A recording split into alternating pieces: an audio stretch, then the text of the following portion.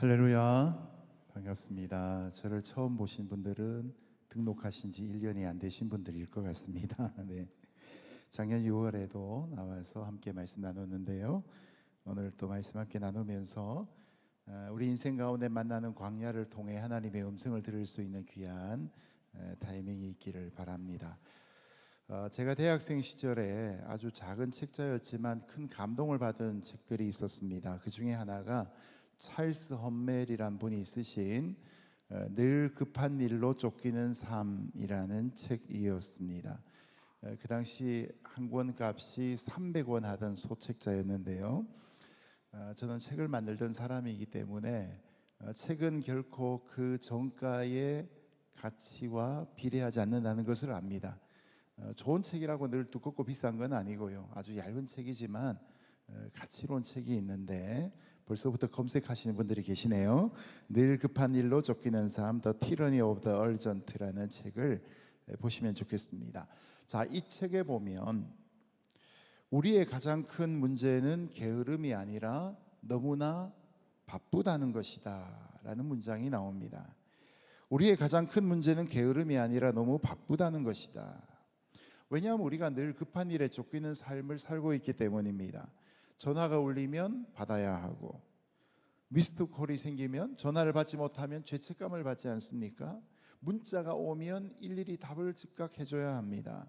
카카오톡에 숫자가 사라지기 전에 답이 가야 됩니다. 이메일이 쌓입니다. 하루에도 여러 번씩 나누어서 응답해야 합니다. 또 누군가 나를 찾습니다. 해결해야 될 문제가 계속해서 쌓여갑니다. 그래서 하루를 정신없이 살다 보면 저녁이 될 때 오늘도 참 바빴구나 라는 생각으로 하루를 마감합니다. 그런데 그 생각과 함께 찾아오는 또 다른 생각이 하나가 있는데, 정말 중요한 일을 내가 하지 않았다는 후회가 찾아옵니다. 여러분, 급하다고 해서 늘 중요한 문제는 아닙니다. 중요한 문제는 늘 급하게 우리를 찾아오는 것도 아닙니다.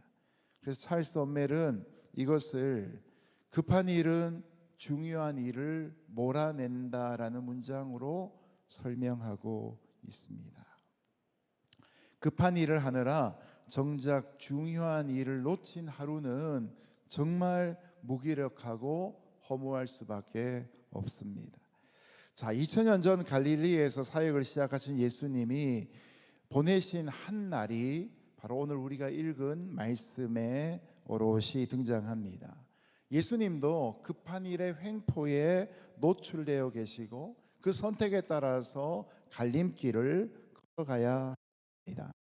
자, 예수님도 중요한 일과 급한 일 앞에서 선택하시는 광경을 보여주시는데, 이 모습을 통해서 우리가 급하고 중요한 일을 먼저 하고 그 다음으로는 급하지 않지만 중요한 일을 할 수 있는 우선순위가 정해질 수 있는 은혜로운 시간 되기를 예수님 이름으로 축복합니다.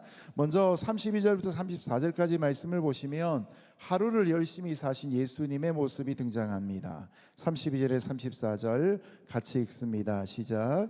그날 저녁 해진 후에 사람들이 아픈 사람들과 귀신 들린 사람들을 전부 예수께로 데려왔습니다. 온 동네 사람들이 문 앞에 모여들었습니다. 예수께서는 온갖 병에 걸린 사람들을 많이 고쳐주셨습니다. 그리고 많은 귀신들도 내쫓아 주셨습니다. 예수께서는 귀신들이 예수가 누구신지 알고 있기 때문에 귀신들이 말하는 것을 허락하지 않으셨습니다. 아멘. 그날 저녁 해진 후에란 말로 오늘 본문이 시작합니다. 그날이란 말이 참 중요한데요. 먼저 그날은 안식일이었습니다. 당연히 예수님도 회당에 가셔서 예배 드리시는 날입니다. 가버나움 회당에 찾아가신 예수님은 권위 있는 말씀으로 그곳에 있는 사람들에게 가르치셨고, 사람들은 이 권세가 웬 말이냐 깜짝 놀랐습니다. 평소에 들어보지 못한 말씀이었기 때문입니다. 자, 이것으로 끝나지 않고 예수님은 그 회당에 있던 더러운 귀신 들린 사람을 고쳐주셨습니다. 여러분, 예수님의 말씀의 권세와 치유의 능력이 사람들의 입소문으로 갈릴리 마을 전역으로 전파되기 시작합니다. 이 당시 갈릴리 전역에 크고 작은 200개 마을이 있었다고 하는데, 사람들이 그 소식을 듣고 예수님을 만나고 싶은 그런 열정으로 차오르기 시작합니다. 그런데 이날이 안식일이기 때문에 사람들은 당장 예수님께로 나와 만날 수 없습니다. 왜냐하면 안식일일 때에는 유대인들은 960m까지만 걸어갈 수 있었기 때문입니다. 자, 이렇게 안식일의 일정을 끝마감할 때쯤에 예수님은 회당을 나오셔서 시몬과 안드레의 집으로 머물기 위해 가십니다. 그런데 이 시몬의 장모가 열병으로 누워 있습니다. 시몬의 집에 당도하자마자 예수님은 시몬의 장모의 손을 잡아 일으키고 그 열병을 내쫓으시고, 나중에는 그녀가 식사 준비를 할 수 있도록 크게 회복되게 하셨습니다. 여러분, 오늘의 교회 일 잘하는 사람에게 보상이 꼭 주어지는데, 일 잘하는 사람에게 금전의 보상이 아니고 일로서 보상합니다. 일 잘하는 사람은 계속 일이 많아지게 됩니다. 여러분, 예수님도 말씀의 권세로 치유의 능력으로 또한 섬김과 돌봄의 역사를 감당하시니까 일이 자꾸 늘어나는 겁니다. 그러고 나서 안식일 저녁 때가 되었는데, 돌아보니 예수님이 보내신 그 안식일 하루가 쉴 틈이 없는, 그 누구보다 바쁘고 분주하며 많은 일을 하신 하루였던 것입니다. 보통의 경우에 저녁이 되면 사람들은 하루를 잘 마무리하고 일터에서의 모든 것을 다 정리하고 집안에 들어와 평안한 저녁을 보내고 싶어 합니다. 푹신푹신한 소파에 몸을 기대고 하루 종일 하지 못했던 개인적인 생각과 TV를 보며 무념무상의 상황으로 들어가길 원하거나 그런 식으로 해서 정말 아무것도 하지 않는 그런 망중한의 시간을 보내고 싶어 하지요. 예수님도 그런 마음을 품을 수 있는 힘들고 분주한 하루를 지냈습니다. 그런데 문제는 안식일이 끝나 해질 때쯤 되었을 때 예수님에 관한 소식을 들었던 많은 갈릴리 사람들이 드디어 본격적으로 예수님을 만나기 위해 행보를 시작합니다. 병든 자들과 귀신 자들, 들린 자들을 가족으로 두고 있는 이들은 더 적극적으로 예수님이 계신 시몬의 집으로 찾아옵니다. 여러분, 인산인해란 말을 아시죠? 사람이 쌓여 산이 되고 사람이 모여 바다가 될 정도로 많은 사람들이 시몬의 집 앞에 모여듭니다. 이미 하루의 사역을 오롯이 다 마친 예수님이지만 그 몰려드는 사람들 앞에 예수님은 더 이상 쉴 수가 없게 되었습니다. 왜냐하면 예수님은 당신을 찾아온 사람을 아무리 작은 사람이라고 할지라도 외면한 적이 없으셨기 때문입니다. 한 사람의 소자라도 영접하는 자가 바로 예수님을 영접하는 자라고 제자들에게 가르치지 않으셨습니까? 두 끼를 연거푸 뛰어넘어 설교하신 예수님의 말씀을 들은 그 많은 무리들이 배가 골아서 그냥 흩어져서 가다가 쓰러질까봐 염려되어 예수님이 광야에 있던 제자들에게 너희가 먹을 것을 주라라고 말씀하고 있지 않습니까? 예수님은 자신을 찾아온 사람을 결코 외면하는 법이 없으셨습니다. 자, 똑같은 본문을 누가복음 4장도 함께 기록하는데요, 누가복음 4장 40절 누가의 관점에서 이 사건을 함께 살펴보겠습니다. 우리 40절 말씀 같이 읽습니다. 시작. 해질녘이 되자 사람들이 온갖 환자들을 모두 예수께 데려왔습니다. 예수께서는 그들에게 일일이 손을 얹어 병을 고쳐 주셨습니다. 아멘. 예수님은 자신에게 나아온 어떤 병을 가진 환자라도, 얼마나 많은 숫자의 환자라도 한 번에 고쳐주실 수 있는 능력을 갖고 계셨습니다. 제가 고등학교 때 제가 다녔던 교회에 어느 날 부흥 집회를 했는데 신유의 은사를 가진 목사님이 오셨습니다. 3일 연속으로 집회를 하는데 첫날, 둘째 날, 셋째 날 점점 사람이 많아지는데 마지막 날 저녁에 9시부터 시작한 집회의 신유의 사역이 12시가 되어도 끝나지 않았습니다.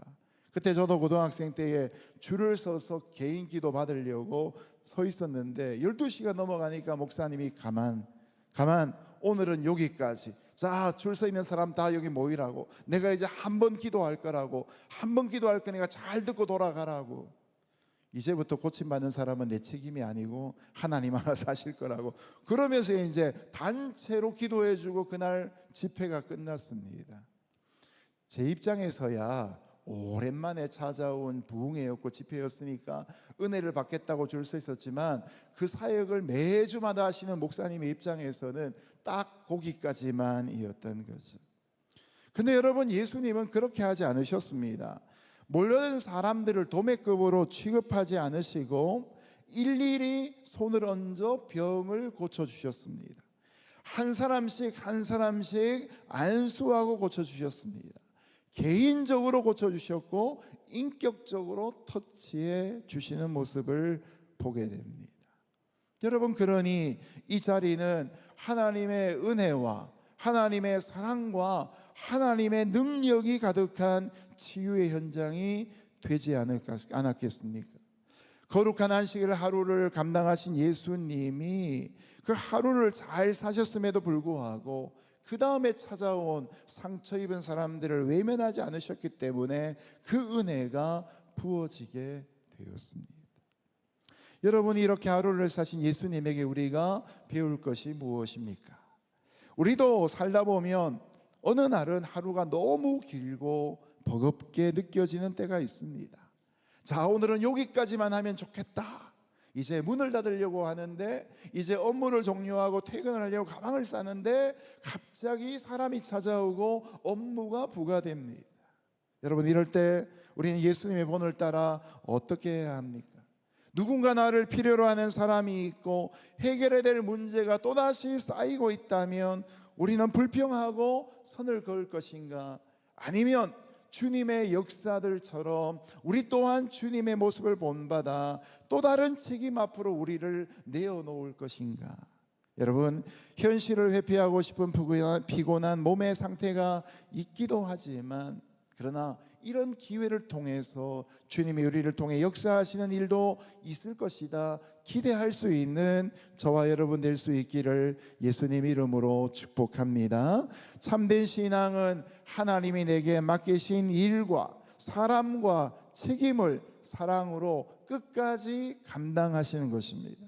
요한복음 17장에 보면 예수님이 대제사장의 기도를 하시는 모습이 나오는데, 아버지여, 우리가 하나인 것처럼 저들도 하나가 되게 하시고, 예수님이 이 땅을 떠나 하나님 보좌로 돌아가시지만 남겨진 제자들을 끝까지 사랑하시며 기도하시는 광경이 나타납니다.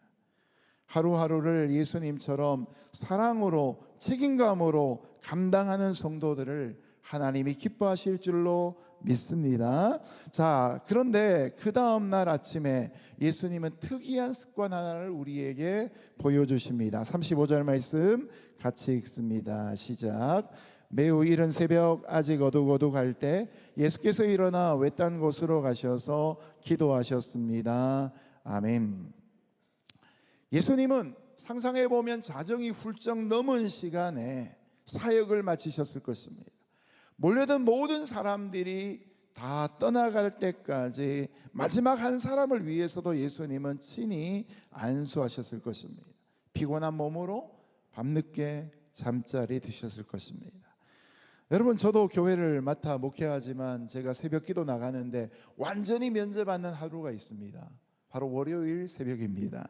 주일 사역을 다 끝내고 집에 대충 늦게 들어가기 때문에 월요일 날은 담임 목사인 제게는 면제받는 일입니다. 제가 월요일 새벽 예배 안 나온다고 타박하는 분은 아무도 없습니다.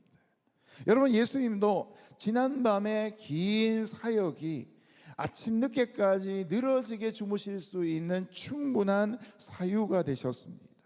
그런데 남이 타박한다고 깨신 것이 아니라 예수님이 스스로 일찍 일어나셨습니다.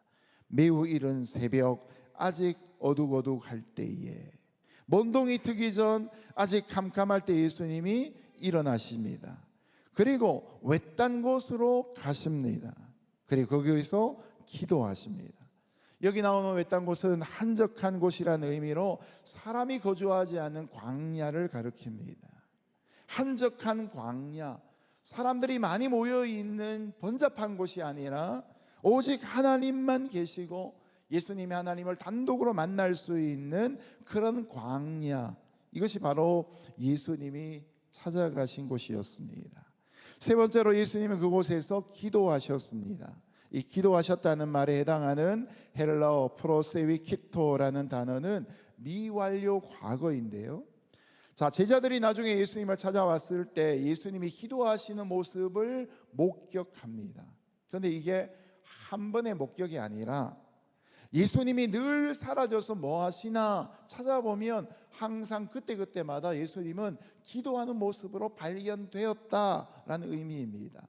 제가 한국에 와서 만나야 될 친구 목사님에게 약속을 잡기 위해 전화를 했습니다. 전화를 안 받아서 딸에게 전화를 했더니 또 우리 아버지 집에 안 계신다는 거예요.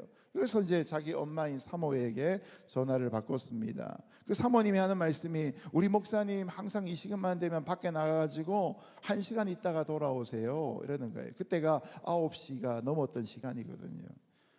여러분, 중년의 남성이 저녁 9시가 넘어서 밖에 나가 1시간을 있다 온다, 매일 밤마다 그런다, 이 충분히 의심할 만한 상황 아닙니까? 제가 나중에 그 목사님과 통화가 되었을 때 물어봤어요. 목사님 도대체 저녁에 어디 가십니까? 그래서 그 시간에 자기는 나가서 산책도 하고 동네를 돌아다니면서 기도한다는 거예요. 그게 자기 습관이라는 거예요. 근데 그날은 자기가 다이소 갔다 왔다고 그렇게 얘기를 하더라고요. 예수님은 제자들과 함께 계셨는데 사라지시면 언제나 찾아보면 기도하는 자리에 있다는 거죠. 예수님이 제자들과 함께 공생하시면서 동행하시면서 때로는 분주한 안식일을 보내셨음에도 불구하고 예수님은 그날 습관을 쫓아서 하나님과의 만남을 가지셨다는 것입니다. 여러분, 오늘 습관을 쫓아 하나님과 개인적으로 만났던 예수님을 본받을 수 있는 주님의 제자가 되기를 예수님 이름으로 축복합니다. 구약 성경에 보면 이런 습관을 분명히 가졌던 한 신앙의 인물이 있습니다. 13살 때 나라가 망해서 바벨론으로 잡혀가던 소년 다니엘 이야기입니다. 다니엘 1장 8절에 보면 다니엘은 뜻을 정하여 왕의 진미와 그의 마시는 포도주로 자기를 더럽히지 않겠다라고 결심을 합니다. 이방 땅의 포로로 끌려가지만 이방 문화와 특별히 우상 숭배하는 일에 동참하지 않기로 결심을 한 것입니다. 그런데 이 소년의 결심은 그가 90세가 될 때까지 이 바벨론 땅의 메데베사 땅의 총리가 되었음에도 불구하고 끝까지 지켜지게 됩니다. 믿습니다라고 외치는 힘이 강하기 때문이 아니라 바로 다니엘 6장 10절에 나오듯이 이 소년에게는 그 결심을 지킬 수 있는 영적인 습관이 있었기 때문입니다. 다니엘 6장 10절에 보면 다리오 왕의 조서가 발표가 됩니다. 누구든지 다리오 왕 아닌 다른 신을 섬기는 사람은 잡아다가 사자굴에 던지겠다. 여러분, 그 당시에 다니엘이 국무총리였기 때문에 다리오 왕 바로 옆에 있었고 다리오 왕이 얼마나 한 번 정해놓은 것을 번복하지 않는 굳은 심정을 갖고 있는 사람인지 알고 있었습니다. 그런데 그 조서에 찍힌 어인이 마르기도 전에 다니엘은 집으로 돌아갑니다. 그리고 전에 행하던 대로 예루살렘을 향하여 열린 창문에서 그는 하나님 앞에 기도합니다. 하루에 3번을 기도하는 습관을 그 순간에도 지킨 것이죠. 전에 행하던 대로라는 단어를 2글자로 줄이면 습관이라고 말할 수 있는 것이죠. 이런 영적인 습관을 지킨 다니엘은 사자굴에 결국 던져지게 됩니다. 그러나 우리가 아는 결말처럼 사자는 다니엘을 잡아먹지 않습니다. 혹자는 다니엘의 몸에서 심한 악취가 나도록 하나님이 허락하셨다고 이야기하기도 하고, 하나님이 그 전날 사자에게 엄청나게 많은 포식을 하게 해가지고 사자가 이 식욕을 잃어버렸다고 설명하기도 합니다. 근데 우리는 잘 압니다. 다니엘이 지킨 거룩한 습관이 사자굴에서도 다니엘을 지켜주었다는 것입니다. 우리가 습관하면 대부분의 분들은 다 스트레스를 받습니다. 21일만 지나면 한 가지의 행동이 반복되어 습관이 된다고 하는데 그건 남의 얘기고 내 얘기는 절대로 아닙니다. 21일 새벽 기도해도 22일째 아침에 일어나기 싫은 것이 우리의 성정입니다. 근데 여러분, 좋은 습관 하나가 우리의 몸에 길들여지게 되면 내가 습관을 지키는 것이 아니라 습관이 나를 지켜주게 됩니다. 습관이 나를 위기로부터 지켜주고, 습관이 나를 유혹으로부터 지켜주고, 습관이 나로 하여금 교만으로부터 지켜주는 것입니다. 거룩한 그리스도인이 된다는 것은 무엇입니까? 물론 하나님이 주신 거룩한 성품이 그 마음 가운데 깃드는 것입니다. 그런데 마음도 생각도 인격도 모두가 다 훈련을 통해 이루어지는 것 아닙니까? 우리가 하나님의 영화로우심을 경험하기 전에 성화의 길을 걸어가야 되는데 성화는 뒤집어 놓으면 다 습관입니다. 오늘 예수님처럼 광야와 같은 곳에서 하나님을 독대하는 자리에서 하나님의 음성을 듣는 것이 거룩한 영적인 습관이 될 수 있기를 예수님 이름으로 축복합니다. 자, 이런 거룩한 습관을 가지지 못한 자와 가진 자의 삶에 어떤 결과가 찾아올 것인가? 마지막 남은 세 구절에 그 모습이 등장합니다. 먼저 이 거룩한 습관이 없었던 이의 모습이 36절 37절에 나오는데요, 36절 37절 같이 읽습니다. 시작. 시몬과 그 일행들이 예수를 찾아 나섰습니다. 그들이 마침내 예수를 만나자 소리쳐 말했습니다. 모든 사람들이 선생님을 찾고 있습니다. 아멘. 시몬 베드로가 아침에 일어나 보니 집 앞에 사람들이 줄지어 서 있습니다. 맛집에 오픈런 하듯이 병든 자, 귀신 들린 자들을 데리고 온 사람들이 집을 몇 번이나 에워싸고 있는 겁니다. 그 순간 시몬 베드로의 마음이 부풀어지기 시작합니다. 예수님의 인기가 하늘을 찌를 듯하게 된 것을 실감하게 된 것입니다. 그런데 문제는 예수님이 집에 안 계셨습니다. 그래서 시몬은 환자의 가족들과 함께 예수님을 찾아다니기 시작합니다. 그러다가 예수님을 만나자 시몬은 소리치며 말합니다. 모든 사람들이 선생님을 찾고 있습니다. 마치 예수님을 깨우는 듯이가 아니고 같이 간 사람들에게 과시하는 듯이 모든 사람들이 선생님을 찾고 있습니다. 그럽니다. 제가 새벽 예배 마치고 새벽 기도를 한 7시까지 하는데요, 6시 40분쯤 되면 어떤 날 권사님 중에 한 분이 오시 저를 기도 가운데 있는 저를 이 표현이 맞는지 모르겠어요. 기도 가운데 있는 저를 흔들어서 깨우십니다. 오셔서 똑똑똑 입술로 녹하는 분도 계시고, 물건을 자그마하게 놓고 가는 분도 계시고, 집에서 감나무에 감을 땄는데 이제 그걸 목사님한테 드리고 싶다. 그럼 이제 봉지째 두고 가시기도 합니다. 근데 몇 주마다 한 번씩 꼭 권사님 몇 분들이 새벽 예배 마치면 식사하기를 원하셔가지고, 근데 그 중에 연락처 권사님 한 분이 계세요. 이제 오셔가지고 6시 40분쯤 되면 당신들께서 하시는 기도가 다 끝난 그 시간쯤 되면 제일 앞자리에 앉아 있는 저에게 오셔가지고 목사님 아침 먹으러 가실래요? 오늘도 죽향입니다. 이렇게 말씀하고 가세요. 그게 예의죠. 근데 여러분, 베드로는 지금 마침내 예수를 만나자 소리쳐 말했습니다. 여러분, 이 속에 베드로의 흥분을 느끼시겠습니까? 베드로는 지금 자기의 집을 예수님의 치유센터로 바꿀 계획이 서 있습니다. 이제 많은 사람들이 몰려올 거니까 번호표 놔주는 기계도 만들어야 되겠다, 그 생각도 합니다.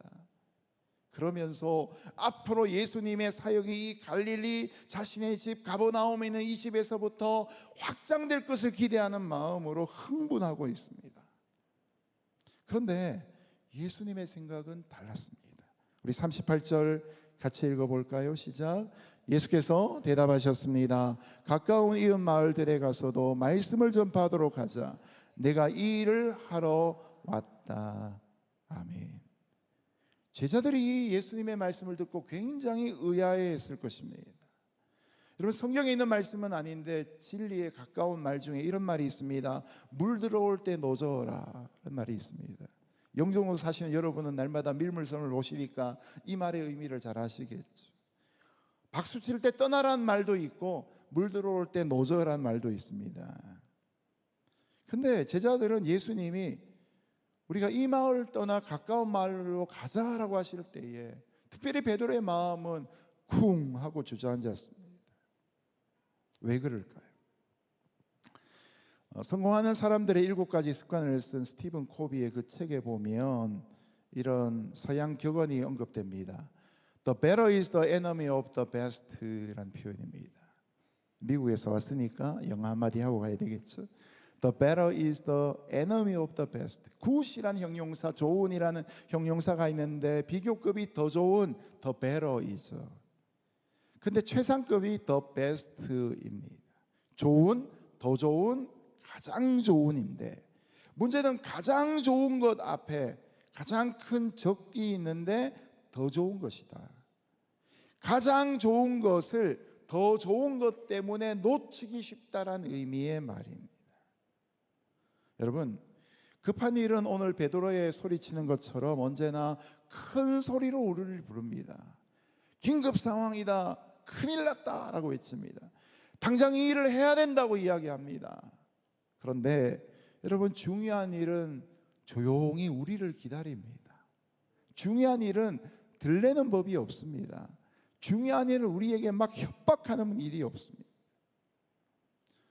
여러분, 이것이 바로 하루를 시작할 때에 그 전날에 어떤 성과와 열매를 거두었는가, 어떤 사람들로부터 찬사를 받았는가 관계없이 하루를 시작하는 다른 두 종류의 사람의 모습을 보여주는 겁니다.